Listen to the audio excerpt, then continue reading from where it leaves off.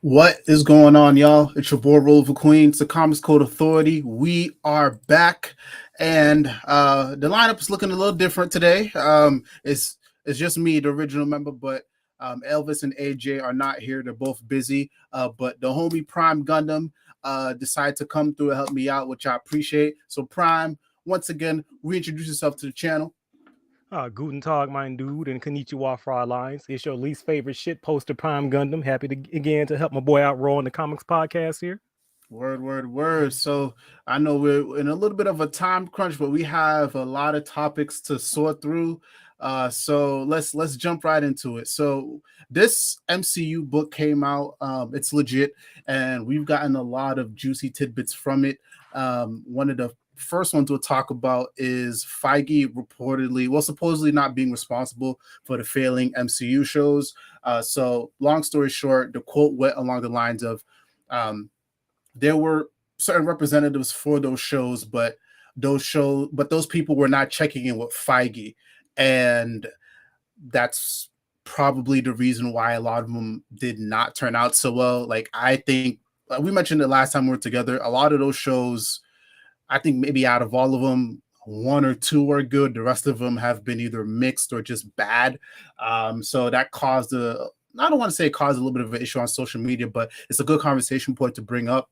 I saw somebody say, yo, Kevin Feige got Teflon because it doesn't matter how many L's this guy takes. He'll always seem to find a way to deflect. So maybe he actually is responsible for, the flubs, but he's just not taking responsibility. But yeah, this is a good little topic to talk about. So Prime, what are your thoughts on this, man? Because I got some thoughts, but I want to hear yours. I mean, I'm not surprised. It's like it's a lot of things that I've suspected for a while that I like in the back of my mind knew, but I'm like, it couldn't possibly be true. But to constantly get confirmation that I'm right, it's not a good feeling, you would think it'll be like, oh, you've been proven right again. That's great. No, it actually feels pretty bad because I'm always right about the shit that sucks.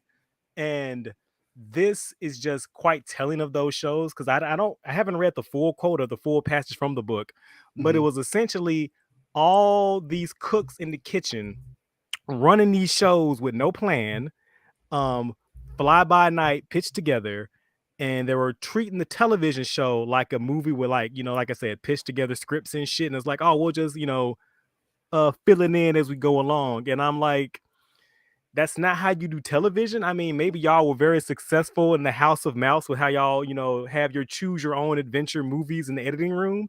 Maybe that works out for y'all that way, but television shows are a little more structured, need a little more planning, and need to be structured like, and I mean, this might come as a surprise to you all.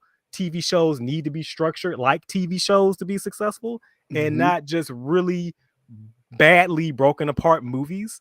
And so then to hear him say that it's not his fault. I'm sorry, Big Kev. I'm sorry, Kev. Can I talk to you for a minute, Big Kev? Because I know you're a big fan. I know you listen to us right Oh, now. hold on. I actually have the quote here. Let me read it before you go. It says, Marvel Studios was represented on each show by a designated junior executive. Having those rising producers as liaisons meant that Schaffer, Spellman, and Waldron didn't have to pester Kevin Feige and the Parliament with every single creative decision.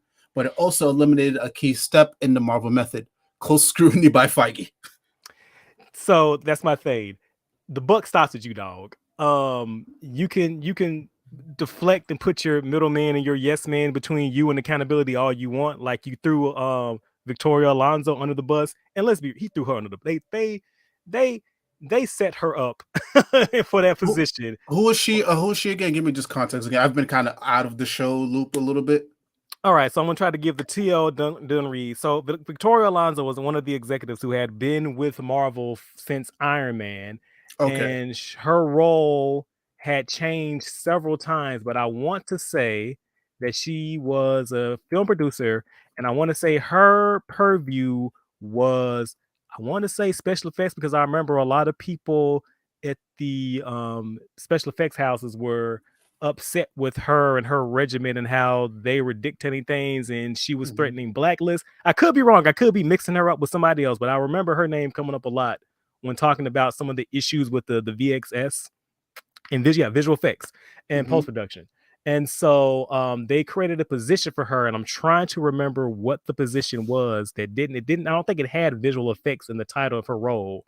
But she was pretty much tenured into her position at Marvel Studios, and so they just had to have a role for her to do. And so I think it was like chief something, I think it's something about diversity. Anyway, so Mhm. she was that person who you remember that quote that was going around about how like why is the team called the X-Men? There are a lot of No, women in that team. Oh, so in no. one interview, so I think it was for Dark Phoenix. She was Mhm. in an interview circuit and she said, like, yeah, we're getting the rights back. I'm too long, didn't read.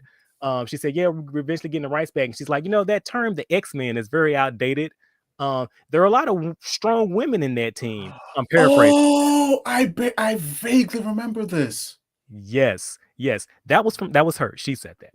And so when did she get thrown under the bus?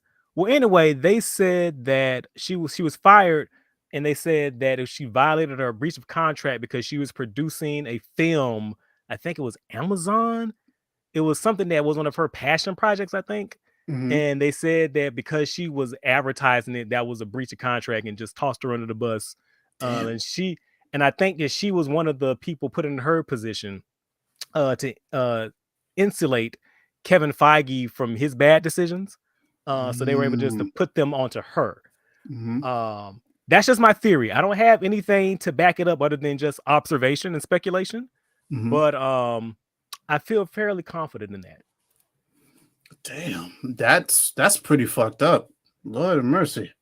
Yeah, That's yeah. pretty fucked up. Nah, So but yeah, no, go ahead. Go ahead. no, I was gonna say, yeah. So Big Kevy F, he for some other reason, like they say, he is the Teflon man. But when people say like, "Oh, he had these people to go in between, that you didn't have to have that extra step," I'm sorry, dog. You're the big boss in charge. You're King Dingaling. The Mhm. buck stops with you.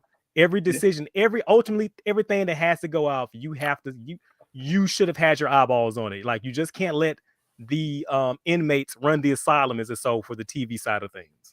Yeah, and I mentioned it last week when we were on the pod. It was just like it sounds like after Endgame, Marvel was feeling themselves, and this looks like another product of them feeling themselves.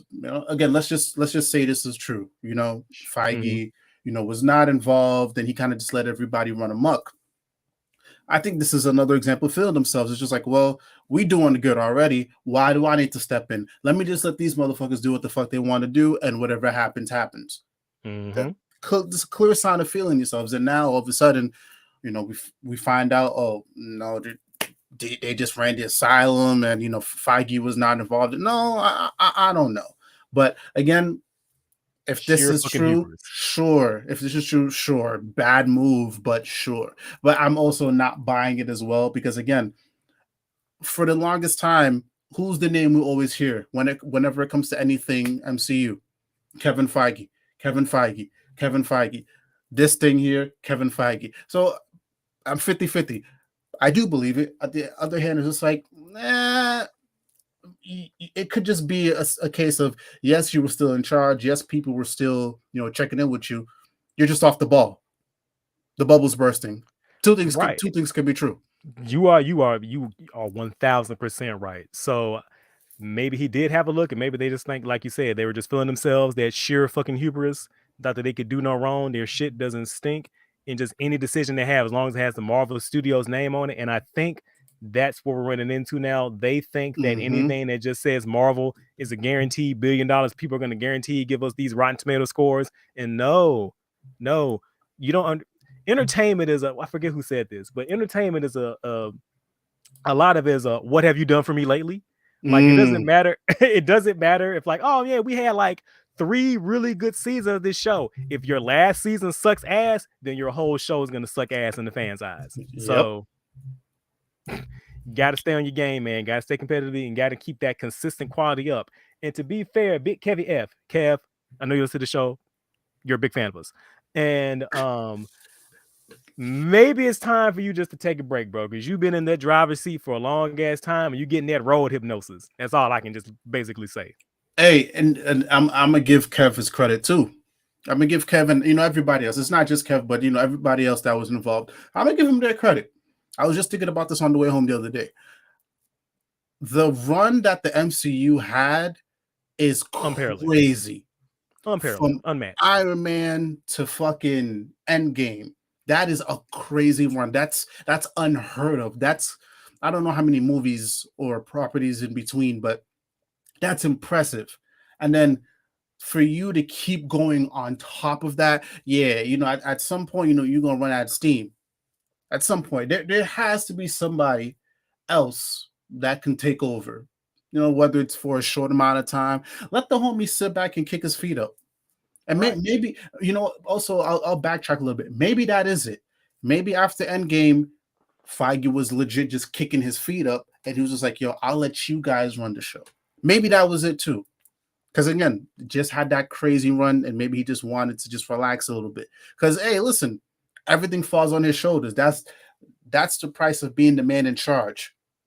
Anything that happens, it falls on your shoulders, and then The that goes good and the bad. the good that goes for video games, that goes for any sort of big property, any sort of big entity. There's always somebody that's going to be looked at as the guy, and he's been the guy for the longest time. But I say, maybe it's time for a break.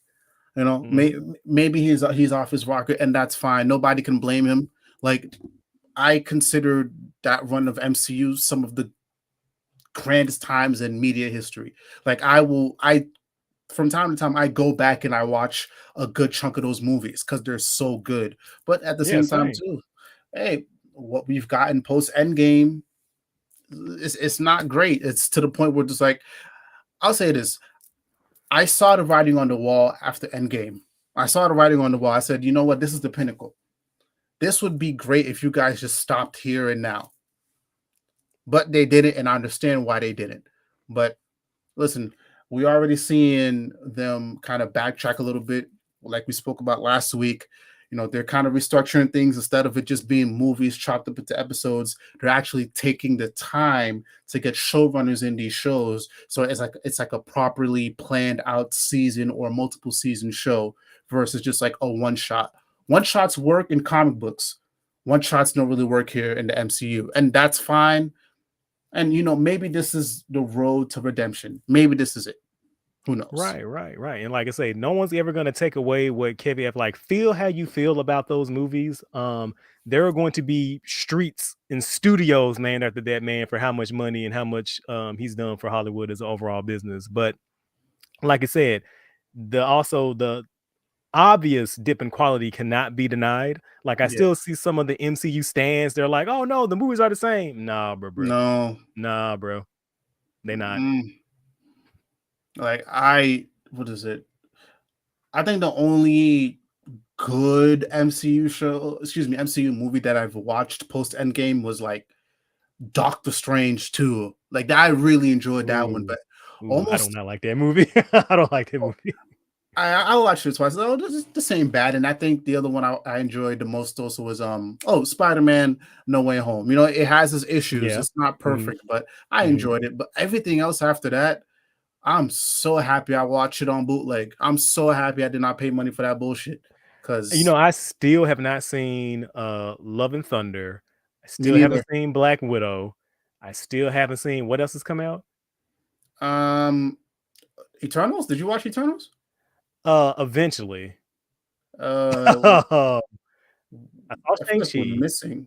You I saw saw Guardians. Shang-Chi? Yeah, I saw Shang-Chi. I saw Guardians. Unfortunately, I saw Ant-Man 3. Oh, damn. Ugh. I've like there's only been 2 times in movie, maybe 3, that I've ever wanted to go to the box office and go, "Give me my motherfucking money back." Ant-Man is one of them. Yeah, that shit was not good. It was Super not buns. good. Oh, wait, you actually went to the theater for that shit? I saw that in theaters. Ooh, brother. Oh, brother. I Oh, don't know brother. what I was thinking, bro. Hey, I hadn't seen the 2 before, and I was like, "Well, I go see Ant-Man because I like Ant-Man, and I want to see what they're gonna do with Oh, what are they doing, baby? What is you doing? What are we doing here?" They blew their load. They blew their load on that one, and oh boy, They kept the uh, chastity belt on. They blew it, but kept the belt on. So and now I'm pretty sure they even have to do. They're gonna have to do cleanup even after that shit. But yeah, so this is we'll see where this goes. Like I said, I think the MCU is on track to possibly getting better. We talked about Daredevil last week about how that got scrapped because they're trying to see if they could rework it, and I'm not mad at that. I'm not mad at it at all, and also I'm not mad at this book coming out. I'm not mad at it at all. It's just like I feel like people have gotten in their heads that the MCU is just like this big majestical thing that can do no wrong. Sometimes it's good to get the dirt. Sometimes it's good. There's nothing wrong with that. And again, this is just part of the road to recovery. So we'll see. I mean, I think what's the movie? What are the movies that's coming after this? Captain Marvel 2. We'll get into Captain Marvel later, but I think they pushed a bunch of stuff off the schedule because I think the next one coming out after the Marvels is it Captain America? I think so. Yeah, because I think it was supposed to be Deadpool 3, but I think Captain America took that slot, if I'm not mistaken. Could be wrong, but yeah, I think it is. Yeah. So yeah, we'll see where this goes. But again, I'm not mad at all this stuff coming out. But Big Kev, like Prime said, we know you're a big fan of the show. It's time for you to take a break, brother. It's time for you. You've been holding on to this whole entire thing for the longest amount of time now, and it's okay, bro. Kick your feet up. Right, Find get your somebody roses. else. Yeah, get your roses, man. Like I get it, right? Monuments will be built to him. And like us, I get it. It's Twitter, so Twitter likes to ignore accomplishments. Twitter likes to ignore good things. But no, like we mentioned before, MCU had a great run. Was everything perfect? No. No. No. Thor 2 is still I still can't sit through that movie. But everything else, hey man, you did your thing. You did your thing. You've revitalized the superhero genre. And right. I'll even say this as well. Greg Berlanti, the dude who ran the Arrowverse shows, I'm gonna give him his flowers too. Because if it wasn't for him and if it wasn't for Feige, I wouldn't be doing this today. Like those shows got me into comic books. Like those movies got me into comic books. Like, oh, I want to learn more about these characters. I don't want to rely on like the week to week or like the month to month. Like I want to see how these universes expand and grow in real time. And so again, now why you got me feeling all old as fuck now? Hey, bro, time has passed. A lot of time has passed. It is what it is. But yeah, man. So it's a Big Kev. We need you to take a break, dog. We need you to take a break. And speaking of which, Deadpool 3 is delayed again. Now we know the writer's strike is still going on. But we got some new reports. Oh, excuse me, our actors' strike is still going on. But apparently there's been reports coming out that they are not trying to pay the actors and actresses on Deadpool 3. And we talked about this last week. It's like, yo, pay these motherfuckers what they're worth. Pay these motherfuckers their money. Pay them their fucking money. Because at the end of the day, what you pay them is literally a fraction of what the big execs get just for sitting on their asses and pretty much doing nothing. Like these are the people phone calls at best. For real, like these are the guys who are they're busting in their asses day in, day out. And I'm talking production, I'm talking actors, actresses, everybody. Like these are the motherfuckers who got the boots to the ground. Pay them. The fact that this is even still a discussion, even right after the fucking writer's strike, is crazy. Like, how are you not going to pay Hugh Jackman his money and he's coming back as Wolverine for you motherfuckers? How? How are you not going to pay Ryan Reynolds? And a lot of folk have been wanting Ryan Reynolds to come back for Deadpool for the long. How you not gonna pay him? How? Make it make sense. Make it fucking make sense. It doesn't. It's just fucking greed at the best. Yeah, so greed and laziness. Like I have not been shy in my thoughts. Like I know this is gonna be like another multiverse movie. Personally speaking, I would prefer this movie not to come out. But I understand why it's coming out. It's great to see Hugh Jackman and Ryan Reynolds buddying up again. It's great to see Wolverine and Deadpool buddying it up for the first time. But at the same time, too, it's just like, despite how I feel, pay these motherfuckers. It doesn't matter. Pay them. Right. Pay them. Right. So I know now it's Captain America has taken its slot. And I don't know how long do you think this shit's gonna go on, Prime? Uh, I don't know, man. Like I would have sworn that the writers would have still been on strike at this by the same time, but that was able to get resolved because I would have had this shit going on until like March next year, um, for everybody. But the writers coming back, that kind of readjusted my thinking. So we got to be in the hindsight. Like I know that the studios aren't at the table right now, and the SAG-AFTRA they're letting us know every dirty move that they're making. Mhm. So everything they're doing is not being done in the shadows, and I think that's making them also uncomfortable because they're used to, backroom shit. So, Yeah. we'll see. We'll see. Yeah, we'll see. So and I'm wishing everybody luck. Again, just pay these people again. Like Like, why is that so hard, bro? Just give people their fucking money. it's not that hard. Like these again. Like yo, I seen the set photos for fucking Deadpool 3. I seen them. Like motherfuckers is on ropes. Like motherfuckers is like, we don't know what type of harm they doing to their bodies. We don't know what type of toll it's taking on their mental health. Like we a Yo, lot of you remember people that? think, hmm? You remember that interview that Hugh Jackman gave a long time ago when he was talking about the stuff he had to do to prep his body for Wolverine, like waking up at like 4 a.m., eating chicken and eggs and shit? Bruh. Like the things they do to their bodies just so we can be entertained for like an hour and a half, max like 2.5 hours. Like, come on, man. It's ridiculous. So and it's crazy. Like I said before, the fact that we're even having this discussion in 2023, it's bonkers. And honestly, bro, actors, hold out. Keep holding out. If this means we don't get these movies until 2024, 2025, fuck them. We don't get Fuck. the movies. Fuck it. Like your respect and dignity and making sure you get your fair fucking share for your fair amount of work. That is way more important than I get an extra movie a fucking year. It's gonna be okay. We Yeah, will be all right. we'll be fine. We got the comics to read. We got video games, which we'll talk about later. Like, listen, we good. So hold your fucking ground, and we'll see you when the time is right. We'll see you when the time is right. But yeah, it's just Right. Start a crazy, podcast. It'd right? be okay. That would be fun, actually. I would love to hear a podcast with these two. They're just Right. talking about what's going on. Word. Right. Say Oh, less. oh man. But next up. Okay, all right, all right. So, whew, Prime, how about you lead this one, brother? You lead this one. Go ahead. I'm about to hurt. I don't know, man. I feel like I'm gonna hurt No, some people's let the feelings. chopper fly, please. Please All let it fly. Let it fly. right. So our friend here, Mr. Sheridan, is writing in Alan Scott Green Lantern. Is it a miniseries? Is it a one shot? What is it? What is going on? Miniseries. It's a miniseries. All right. And so he, in his infinite wisdom, they have taken to social media to rally the troops, so to speak, to make sure they get their copies. Not because he feels that confident in the story, he thinks he has a really great story to tell with Alan, but more or less is they wants to rally the troops to stick it to the chodes and the people giving it negative reviews because something there's a gay dude in it. Um, sure, Bert. Yep. Yep. So listen, my thoughts on this whole entire thing is it's stupid. I think it's very silly. I think it's very silly. I think Tim Sheridan is a pretty solid writer. Wait, did you read Flash for Beyond, Prime? No, I think I read or either I read the first issue or I skimmed through the first and the second issue. I can't remember which I did. You said, It's good.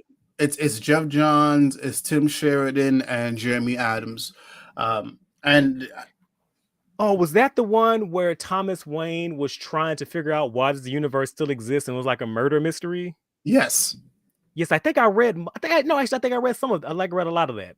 yeah. So Tim Sheridan was involved in this too. So he shared it with Johns and Jeremy Adams. So it was the three of them that created that banger. So just off the strength of that, I think Tim Sheridan is a pretty competent writer. And the fact that he had to resort to this is bizarre to me, and it reeks of chronically online bullshit. You are Because not wrong. You are not listen, wrong.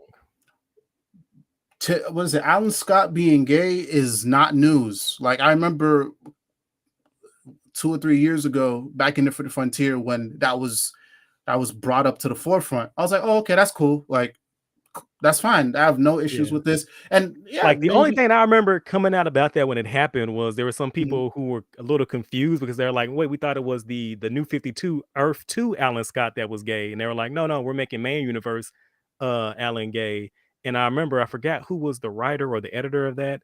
They made some comments about, "Yeah, we need more queer representation, whatever." And I remember a lot of people just being kind of confused about that. Was like, if you wanted more representation, then why not use Todd Obsidian more? Mm. Why change Alan when he has a literally gay son with a cool costume and a cool power set? Like, I don't. Okay, that's kind of strange. All right, do what you do. Do what you do. Yeah, Um, and I think that's what it was. It's like, okay, do what you do. I don't think people raised much of a stink about it. And if they did, we didn't give it attention. Like maybe, sure, bounding into comics and maybe like a couple other folk from that side of the internet, maybe they had an issue, but we didn't trip about it. It was kind of just like, oh, okay, cool. We don't care. yeah, It's just like, that was before. Yeah, that was also before when they were doing it like every week. That was before yeah, then. Remember? Yeah. So we were just yeah, like, yeah. So you know. yeah. So like my thing here is just like, yo, this reeks of chronically online bullshit. Like, I guarantee you, people outside the internet don't care. I guarantee you, when people saw that, yo, we're getting an Alan Scott book, they were just like, oh, fuck yeah. Like, they were already ready to spend their money on this. They're I've already ready. been I have been waiting for an Alan Scott book for years. Alan Scott is one of my favorite Green Lanterns. I love the Justice Society. Um, I think, what was it, back in the late 90s when they were trying to do that really big push before the Jeff Johns Justice Society book came out. They Mm-hmm. did like these really awesome miniseries that were done like the style of the original comics, like All Star, All American, Ooh. Wiz. They had like a row in like each comic. It was booked in by a book featuring the entire team. Then they had like these one-off one shots that had the titles of the old books, and Mm-hmm. then the book ended with another book with the entire team in it. And it was really fun, really kickback. Cause like I live for that silly golden age shit, and when it's Mm-hmm. done well. Um and like I said, Alan was in that book, and one of my favorites. He's one of my favorites during the Ron Mars, Kyle Rayner, when he was Kyle's mentor. Fucking love Alan, love him to death.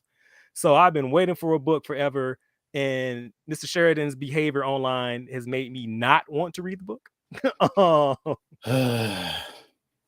so And it's weird, right? Because again, you have to be confident in your pen, and Alan Scott already has a legacy, a very strong legacy, enough where, yo, people were gonna check this shit out already.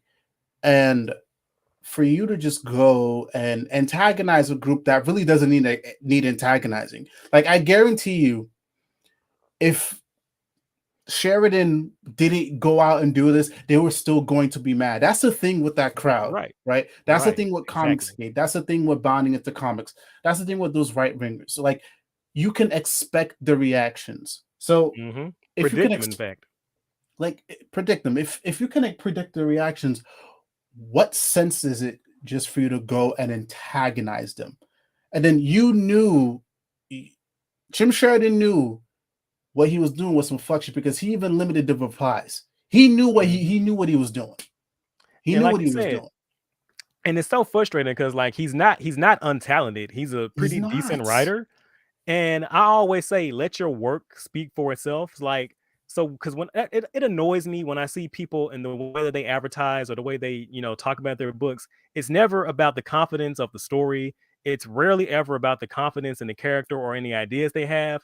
It's always about, you should do it or you should buy it because this group doesn't like it, or this group likes it, or this character identifies and has this and that. And I'm like, can I just read the story? Can you just Yeah. sell me on the events in the actual book? Like, not on any like dumb shit like that. You know what I mean?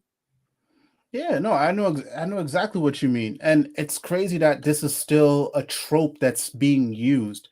And again, like, I guarantee you, if actually, no, I'm gonna go on a ledge here. If you want to join me on the ledge, please feel free to. If you don't want to, that's fine. Speak, brother. You don't Speak. you don't see this from like the top writers, bro. I'm sorry. You don't see this from a Joshua Williamson. You don't see this from a Jeff Johns. You don't Nope. see this from who else? Give me another name that I'm thinking about that I'm not thinking about right now. But anyways, Mark Millar, you don't see it from Mark Millar. You don't see it from Jeff Johns. You don't see it from Grant Morrison. You don't see it, yeah, because they're in the trenches. They're doing their work and they're letting their work speak for. You don't even see it from Scott Snyder. Like when Scott Snyder, no, he pokes his head out every routinely to go, "Hey, got a book. This was about. Please buy it. that's Peace it. out." That's it. That's it.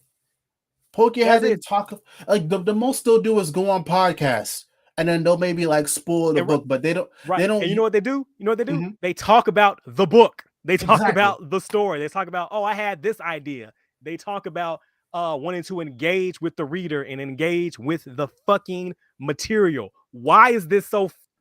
I'm about to. Lord, no, go. Why is that so fucking hard? I don't understand. And listen, do you know how many comic book podcasts or comic book YouTube channels would love to have a Tim Sheridan or whatever just like talk about the fucking book? And I'm sure there actually no, I'm sure there are that have had Tim Sheridan on, but again, do you know the benefit of just like, hey, get on, let's talk about the book, the actual book, and then if you want to talk about certain things like the sexuality, like their race, cool, but to promote the book, you put it on Twitter, and then I was like, yeah, we're gonna stick it to the chuds. That's not good promotion, and that's why I have the tagline here: do big two writers need social media training? Yes, they do, and it's not just Tim Sheridan. You got folk like Tom Taylor, and like listen for like you mean our white savior in chief, Tom Taylor? Our white savior in chief, like. So here's the thing, right? There was a post that was circulating on the timeline. I think it was from one of the dudes from Weird Science, DC Comics, Gabe. Gabe is known for making very baity posts. He comes off as an old man who wants comic books to stay the same. But I'm gonna give Gabe his defense because he was just like, well, why is Nightwing doing this? It's like, this isn't Nightwing. It wasn't anything antagonizing Nightwing. It wasn't anything antagonizing Taylor. He didn't tag none of the creatives. He just had a criticism, a fair criticism. Because he had the same He has the same criticism I've had of Nightwing as of late. But again, it wasn't anything malicious. And yes, he did use the tags, like the hashtags Nightwing, DC Comics, and all that. Mm-hmm. Who do you find underneath in the comments? Tom Taylor. In his fucking if you don't like it, why are you talking about it? Like, okay, one, like I said before, it wasn't anything antagonistic, and two, why can't people just criticize comic books, especially if they're being respectful, without them worrying about the creative jumping in their mentions? Why? What happened to just being able to just talk about things? And why do people? And also, what really makes me angry, and I'm speaking from this on experience, I don't like the power imbalance that brings, because it sounds like you're trying to intimidate people and intimidate them into silence, where any comments that's not positive, that's criticism, and that's negative, and that's toxic, and that's not how that works. That is 1000% not how that works. As fans, as people who consume the materials, people who, for a lot of us who have lived with the material for many years, a lot of us are going to have some comments about things. A lot of us are going to think about some things. Some things are going to like, some things are not going to like, and we should be free to speak about them equally, the things we like and the things we don't like. You know what I mean? Yeah, and criticizing doesn't make you a hater. Criticizing doesn't mean you're a hater. Criticizing doesn't mean, you're a bigot or, you're homophobic or whatever. It doesn't mean that. Yes, there are some, and again, there are some people there. They're out there. They're dicks. They're out there. They're out there. But again, if it's just something as simple as, why is Nightwing acting like this? Come on, man. Like, we should be able to talk. Like, and also too, to go back to your power imbalance thing, like, it is also power imbalance because it's like Tom Taylor is a big name. He has a big following. Right. Big following. So, his supporters are going to see him commenting this guy who was not favorable. And what do you think is going to happen? They're going to be all up in his mentions, harassing him, calling him all kinds of, ist and phobes and bigotry and all that shit. Like, it's not cool. It's not funny. It's not fun. It's not fun. And just to go back to Tim Sheridan, just like the same thing. It's not cool. It's not cool. It's not fun. It's not fun. And it makes people, again, I'm not a comic skater. I'm not a right winger. But when I see things like that, I'm like, why the fuck would I read your book? Because that tells me you're not confident. You're not confident in what you're doing. And again, I understand a lot of these writers are like independent contractors, and yes, logistically speaking, DC cannot tell them how to promote their books, but also at the same time, too, something has But to give.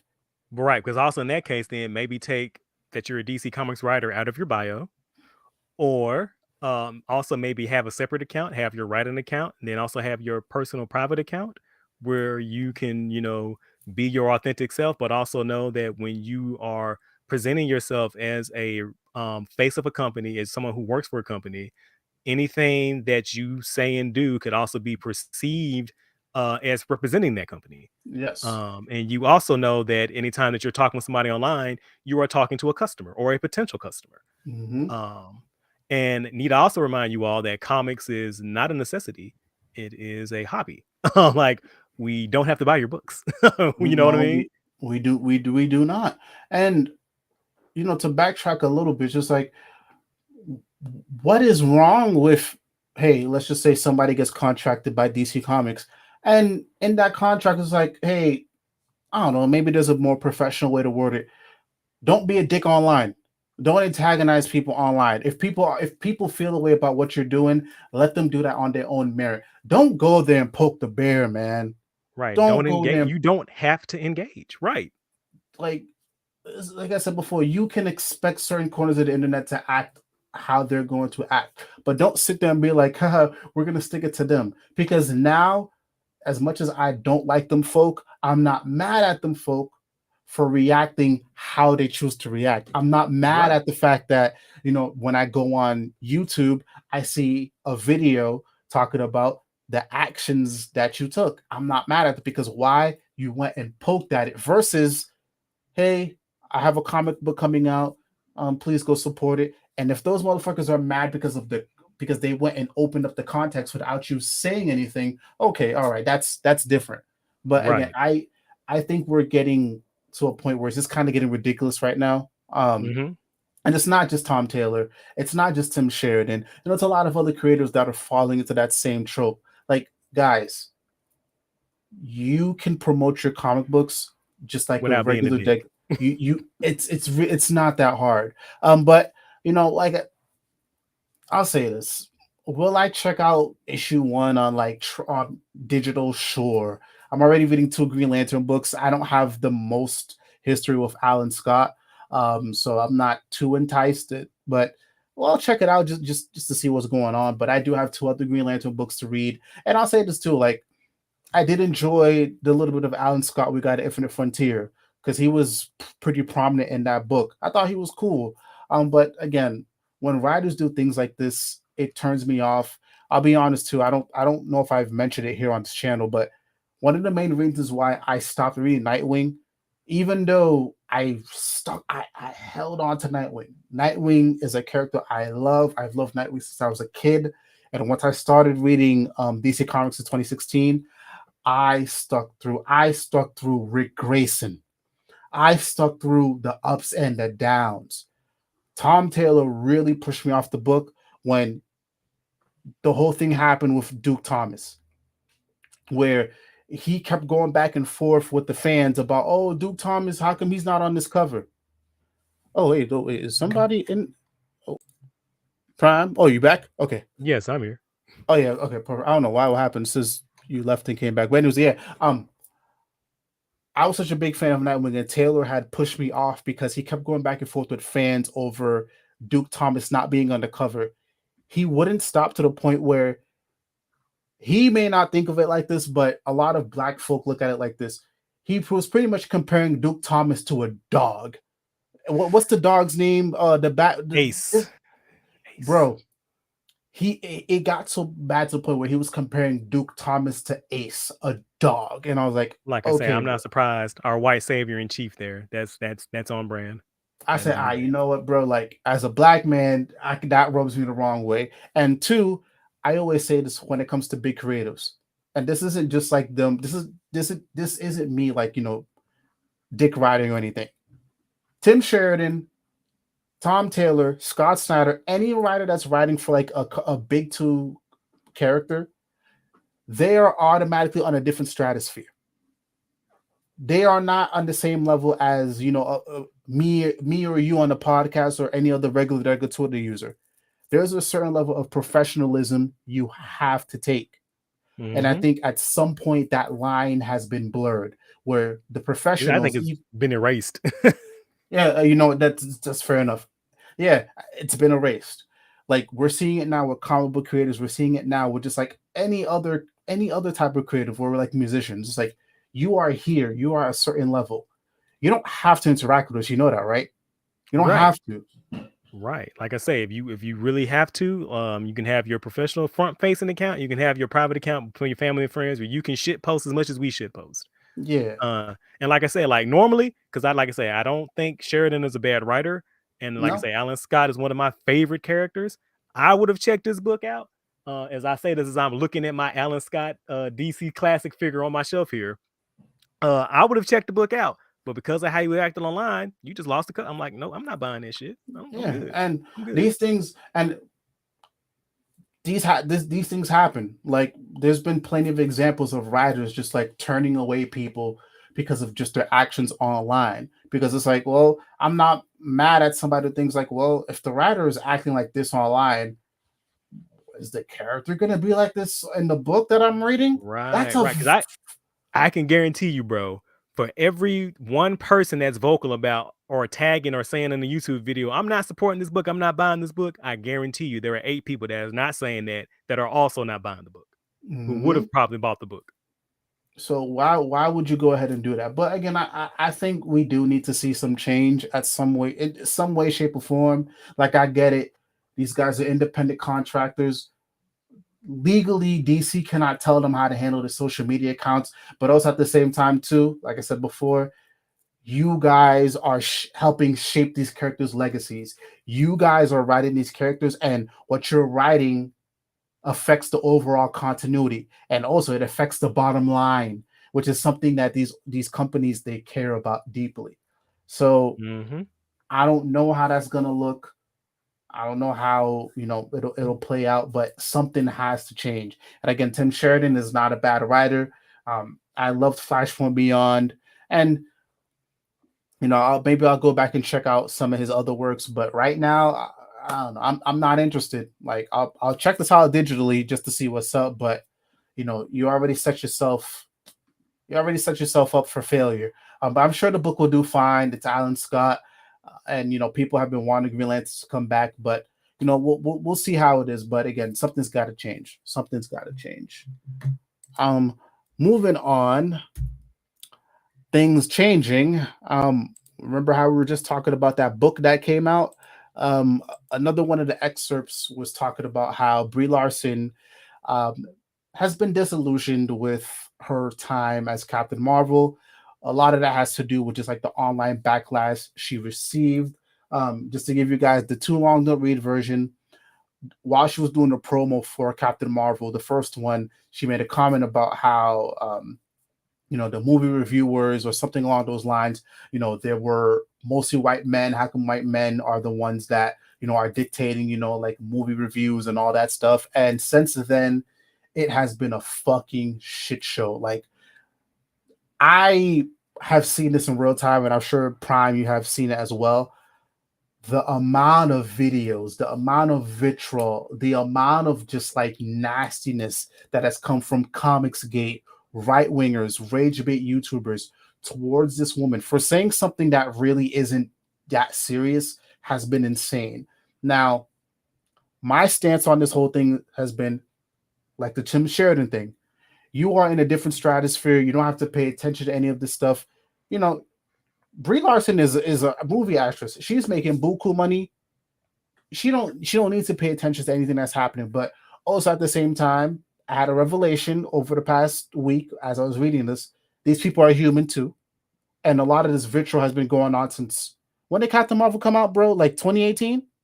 Yeah, 2018, 2019. Yeah. 2018, 2019. So that's 2018, 2019, 2020, 2021, 2022, 2023.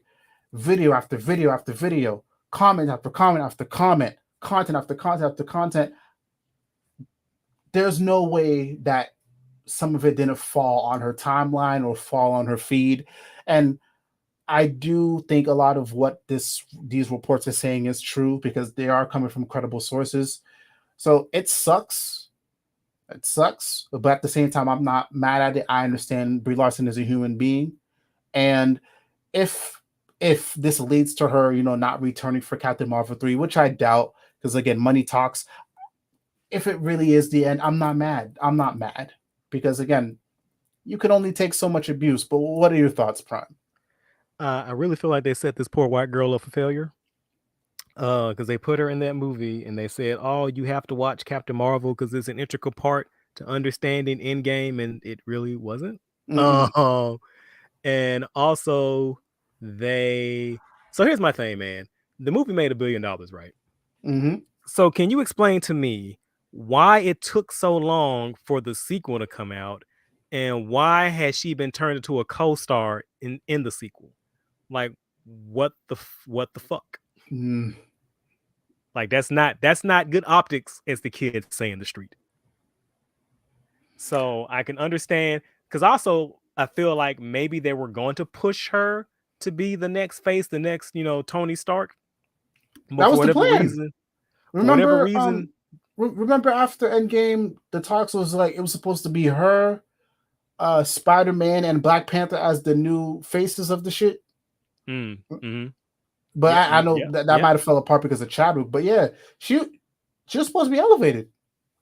Right. And then she kind of wasn't, just kind of in cameo roles here and there sporadically, not that much screen time. And like I said, I felt like they really, really just set her up for failure, because anytime that anyone talked about Captain Marvel, they just kept talking about, oh, she's the most powerful Avenger. She's the reason they have their name. And I'm like, bro, no one cares. Bro, no one gives a fuck. Like, let the movie, let the character, let it speak organically. Like, stop trying to fucking astroturf us. Mm-hmm. Yeah, for me, I I kind of was absent through all of that. I just knew a Captain Marvel movie was coming out. And I just knew it got slapped in the middle of Infinity War and Endgame.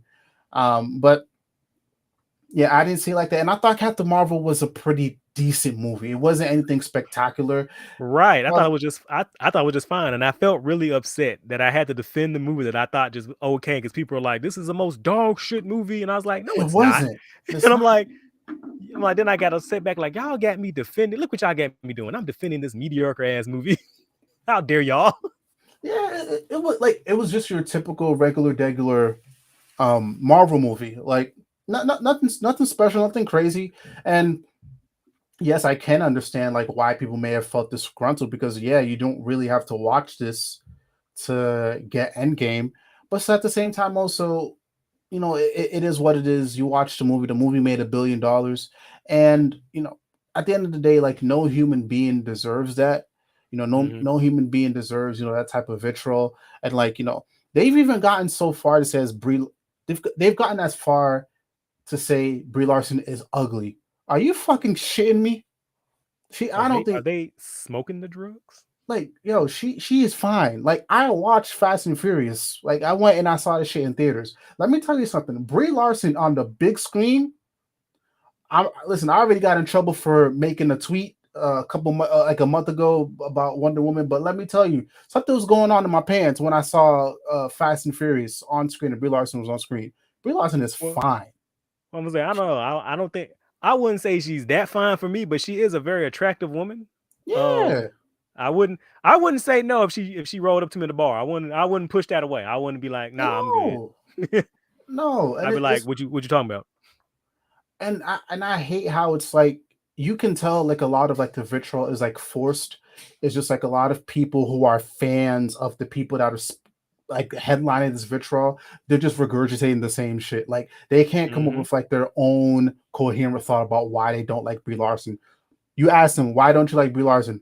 Oh, it's because it's the same. Oh, it's the same shit Because as like the movie thing about the white man critiquing cinema.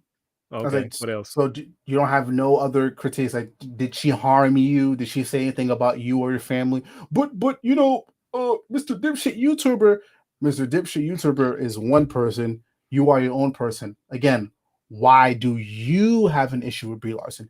They can't come up with their own coherent thought, and it sucks. But like I said, I don't think Brie Larson is out of here. I was But about to say, if you had to say something, you can say her YouTube channel sucks. The low hanging fruit is right there. yeah. Wait, didn't it? Isn't her YouTube channel like? There's no way that shit is. Is she still doing that? Actually, let me I don't look. think she is. I don't think she. You could. If she is, I'm surprised by. I'd be shocked Because she probably started that the, shit. That thing was during the pandemic, yeah. And Bro. I remember the content being deliciously mid, except for that yoga video. Exquisite. let me tell you something. Oh, she's still pretty active. She had a video like 9 months ago. So which is not bad. I mean, for what she probably started as a PR thing, that's fine. Yeah, and bro, listen, she got 668K. 668K subscribers. Now, does that sound like somebody who is trash or horrible? No, like that's impressive. That's really impressive. So salute to her. But listen, Brie Larson, if you are watching this, because we know you're a big fan of the pod. You love fan of the pod. Hey, listen, we appreciate you out here in the streets. I will actually go and watch Captain Marvel 2. I think it's gonna be a fun movie. I do see what you're saying, Prime, about her being regulated to like a co-star in the movie. In her own damn sequel. The movie that she made that company $1 billion.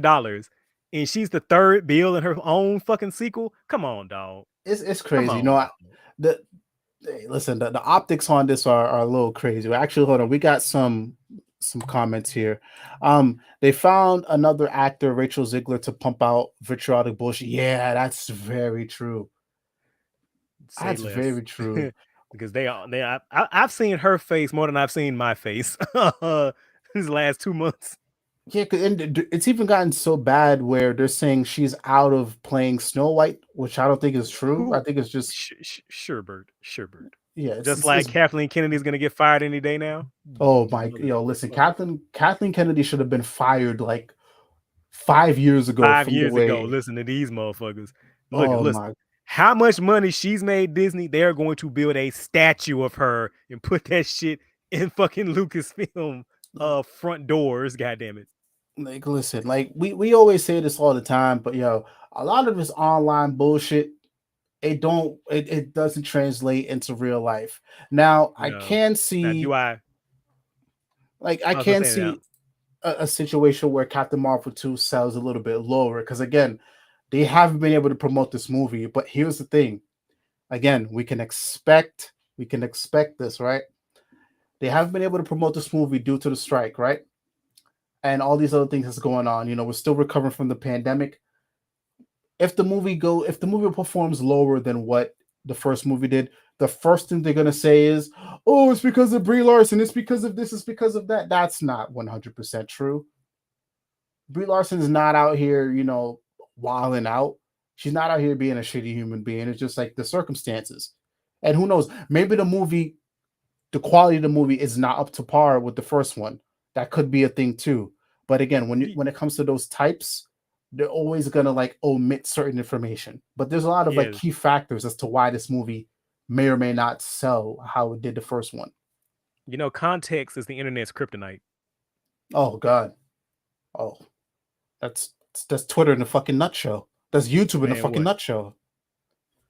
Hold on, we got one. Like the comment. That's a good comment. Like the fucking in it, like a legitimate thing to not like her about. You know what I mean? Yeah. Like KJ said, I was turned off by her doing NFTs, but I don't have a problem with Brie outside of that. She just garners the hatred of reactionaries who should just ignore it. First film was okay, but did well. Yeah, it's regular shit. Like, how many other motherfuckers that we like was on the whole NFT wave? A lot of them. They thought it was like a big thing. It was like they were gonna get a lot of money from it. All it was just like a big Ponzi scheme. Shout out to DJ Envy and Caesar the Peanut, but this is not that show, so we're gonna divert from that.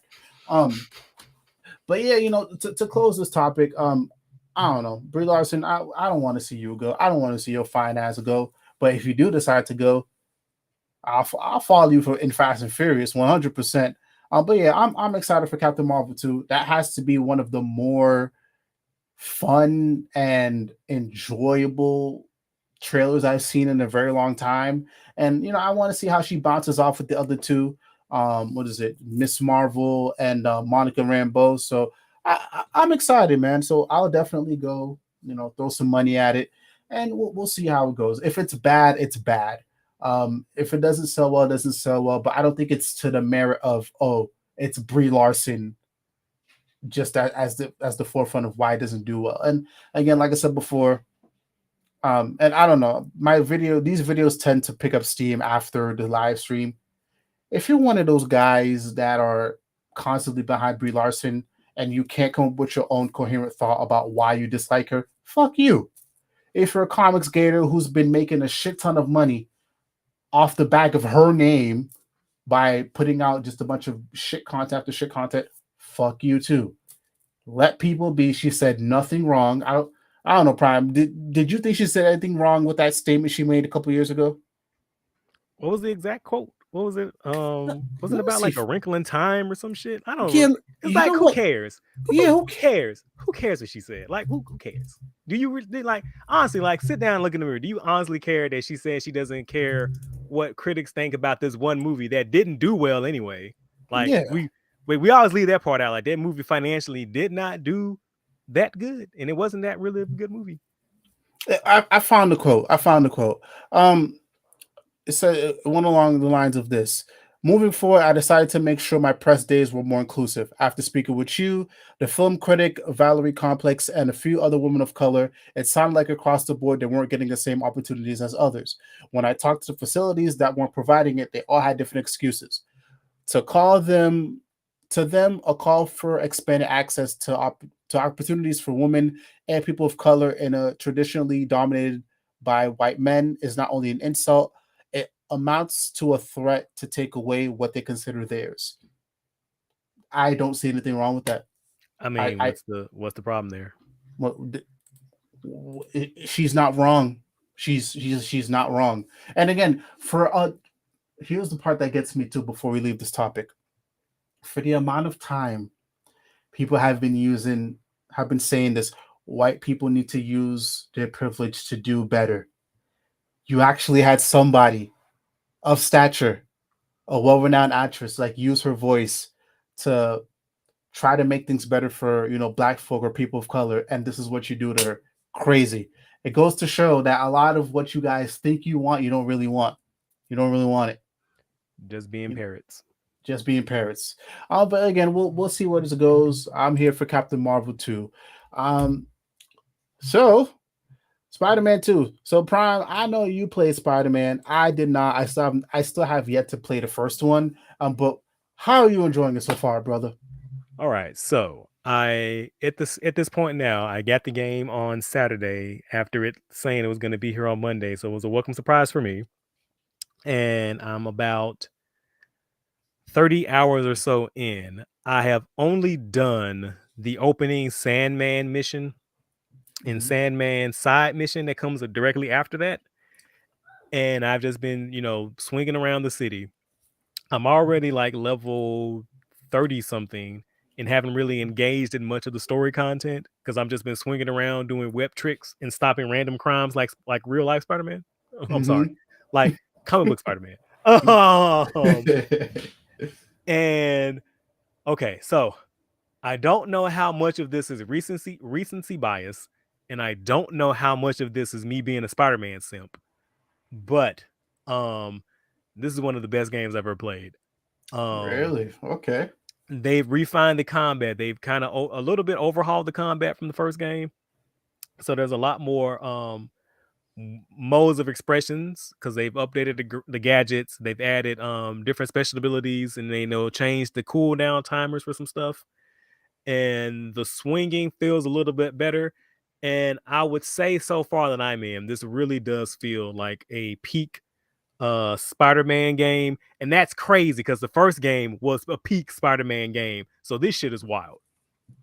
Good shit. And you got somebody in the comments that agree with you. Steph says it's not recency bias, man. This shit's just peak. Yeah. It's fucking dope as fuck. Like I was sitting there last night and I was doing I wasn't even doing anything. I was just web slinging and using Hmm.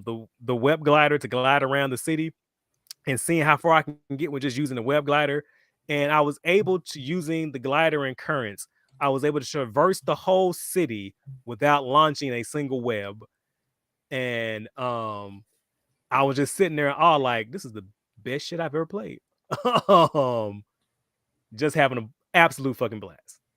Yo, good shit, man. Like I have to get the first one for PS4. I do have a buddy of mine. Shout out to Morgan. She worked on it, so I do owe her that. But I've heard nothing but great things about this first game, and I've heard nothing but great things about the second one. I'm glad you're having a good time. And I am a little bit jealous because I keep seeing the clips. I'm like, damn, bro, why am I so behind on video games? But it sounds like it's a good time. I think the one thing that really got me with the second game is the symbiote suit. That shit looks clean. I can't wait to play. Can I play as symbiote Spider-Man? Yes, you can. Like I say, I'm still in, like, basically I'm still in the tutorial. Like I haven't done anything yet. I'm just, like I Oh, said, I'm yo, just you swinging just around having the that much fucking fun. city. I'm just jerking around the city, like stopping crime and shit. Okay. So I'm excited for that. But yeah, I know at some point before the end of the year, I will make this promise. I will play Spider-Man 1, and I will play Spider-Man 2. Actually, it might take a little bit for me to play Spider-Man 2 because I I'm not buying a PS5. I don't want to. I just got a new gaming laptop, so it just might be a little bit before it gets ported to PC. So I might just have to wait, but I will go and enjoy one. And I'm happy you guys are enjoying Spider-Man 2. And it's good because I feel like, to take the conversation in a different space, it feels like lately the games that are coming out from launch, they're doing a lot better. Because I feel like for the past like maybe 2 or 3 years, these games would come out, but they're just riddled with issues on launch. Our And I think friend that Captain Crunch. I think that soured me, especially. And I think it soured a lot of people. But you know, um, Spider-Man 2, they hear that's coming out great on launch is great. I think there was another game that came out. Was it Star something that came out? Star Star Citizen? Star Citizen? No, Star something. It's some fuck Stargate. It's not. It, Isn't it, it it like do- that? But that's the game? yeah, it Was just like came out Fallout in recently. space? Hold on. Yeah, Starfield. Starfield, thank you. Yeah, Starfield. So it sounds like that game, it had a great launch as well. So I really hope that this continues. I hope that Starfield and Spider-Man, I hope that the games that come after that, it continues that trend. So I'm happy. So it's great for gamers. It's great for people who are fans of these games. And like I said before, I know Prime, you weren't here for this episode, but a couple episodes back, I spoke about Miles Morales, and I feel like this is great for him as well because it's like Miles Morales has been on an uptick. Miles Morales, his comic books have been doing pretty well. Um, I would say his books are a lot better than Peter's right now. yeah, oof, oof, Jeez, fuck it. We uh, can talk about that shit. we can. I actually have I still need to pick it up. I actually have the omnibus waiting for me. The recent one, the Saladin Ahmed run. I have the omnibus waiting for me. I got to pick that up.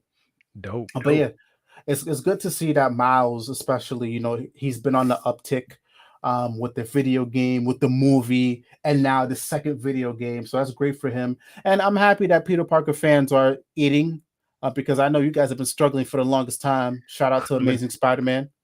bro, I'm in the desert. I'm in the desert right now, dog. I'm starving. Help. Send help. Are you picking up that book or are you No, reading? bro, I dipped out. Man, I pulled the cord so hard on that shit, bro. So it's good that there's a bit of an uptick with you guys because let me tell you, I've been keeping tabs of what's happening. And I'm like, yo, there's no way Spider-Man fans and now Batman fans are going through it like this. Ain't So, no you know way. what? You know what? I think that's karma. It has to be nothing but karma. We used to eat so good for so long and so well, like it had to come along, man. It had to. It fucking had to. But yeah, I'm excited for both of these characters, like for real. It's good to see.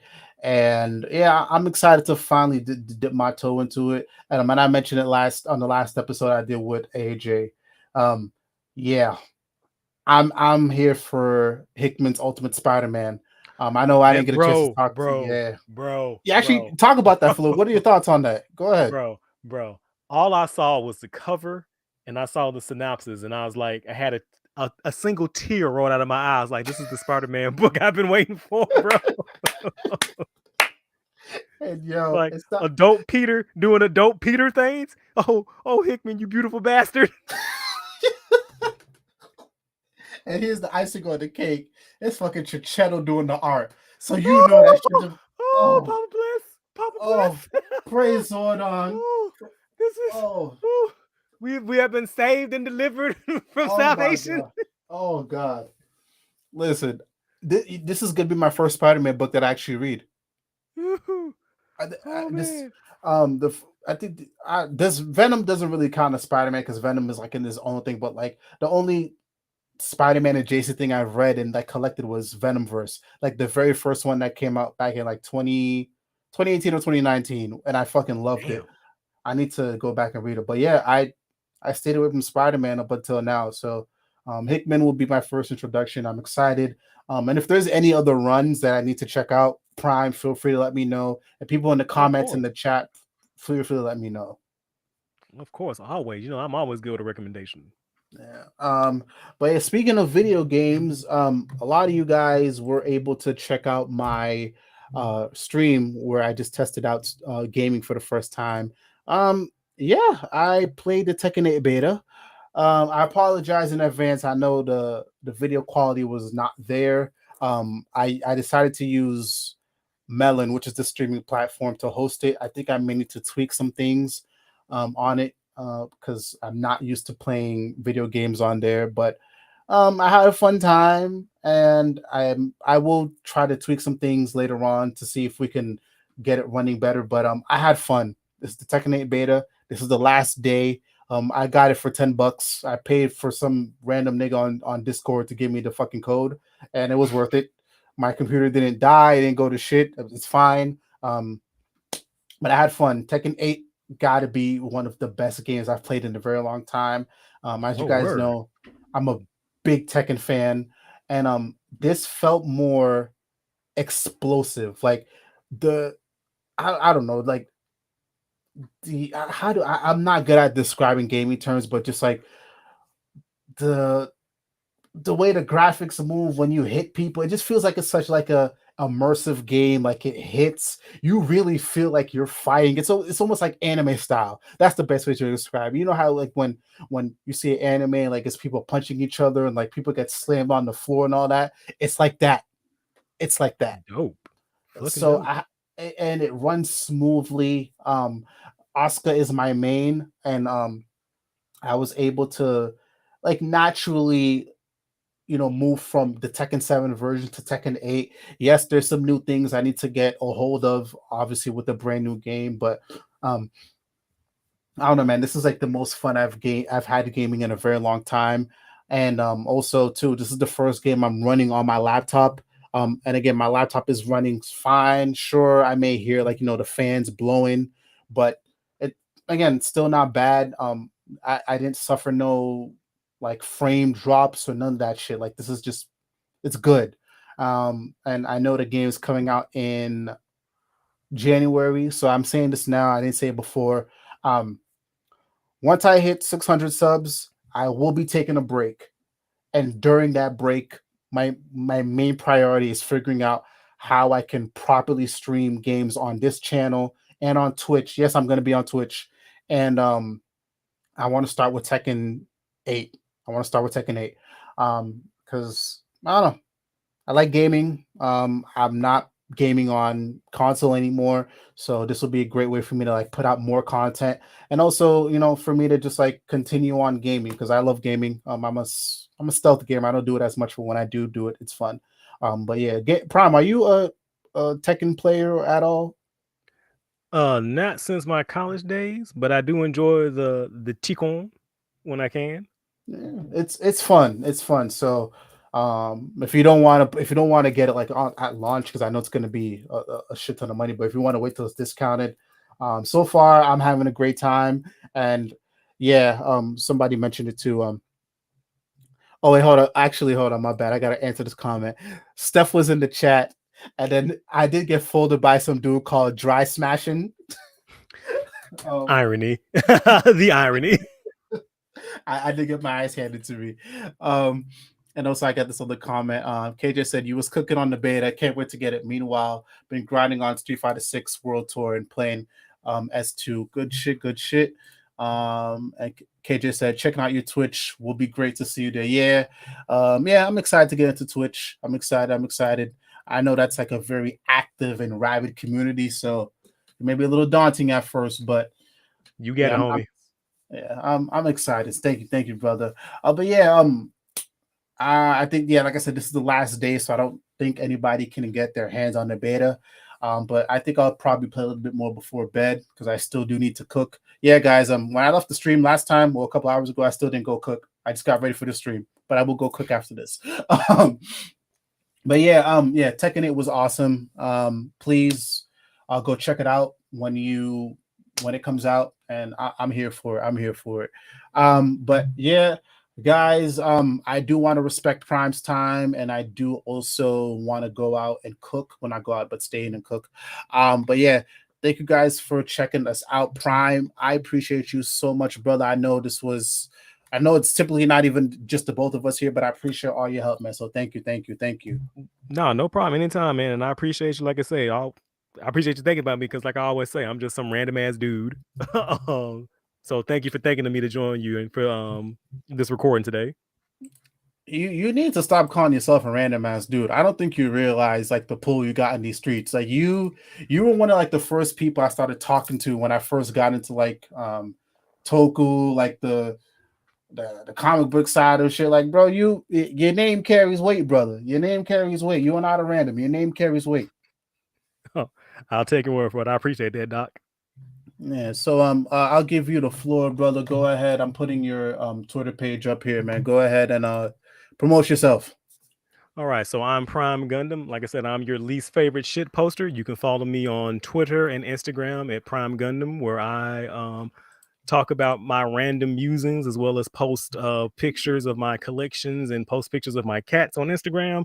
I'm a frequent contributor to Three Black Geeks and their podcast, and I'm the co-host of the show Morphin Metacast and their network, where we talk about tokusatsu. So that's the Kamen Riders, the Super Sentai, Power Rangers, Ultraman, and Garos. Unofficially, I'm like the sixth ranger to the Three Black Geeks. Of not my words, somebody else's words. And I said I'll take it. So you can follow me there. And yeah, we just like to talk about shit and try to be as open and candid as possible. Sometimes I might say some shit that hurts your feeling, but I am a black nigga from Memphis, so that just happens. You just gotta deal with it. Amen. Sorry about that, but it is what it is. Talking your shit, brother. And yeah, as always, y'all, it's your boy Roliver Queen on Twitter, Roliver Queen _. I am currently being massacred right now because of the following tweet. Were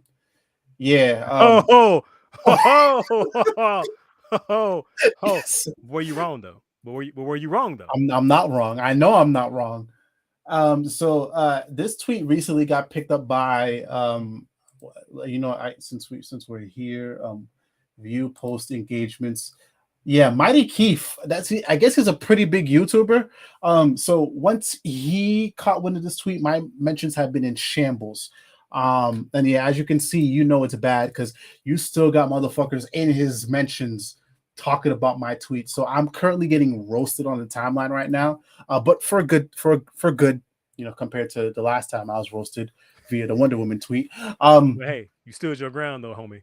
Oh, of course. Hey, listen, anybody that's still mad at me about that, yeah, they can kiss my ass. But yeah, and as always, you guys can also follow me here, Roliver Queen _. We are 4 subs away from the big 600. Like I said before, I will do a 600 sub stream, and then I'm taking a break. I'm tired. I've been in this fucking room all day. putting out content. But don't worry, I'm taking care of myself, guys. Don't worry. I have a healthy work-life balance when it comes to this YouTube shit. I've been out partying for the last 2 days. So it's okay that I've been in my room all day. But yeah, again, thank you guys for checking out the content. Prime, once again, thank you for being here. It's the Comics Code Authority. Next week, hopefully, actually, no, we're not here next week. It's Halloween. I'm going to be partying back-to-back Friday and Saturday. And I'm sure Elvis and AJ will be doing the same. So I am not in the mood to stream. I'm just going to be sleeping and hopefully not recovering from a hangover. But anyways, much love, much peace. It's the Comics Code Authority, and we are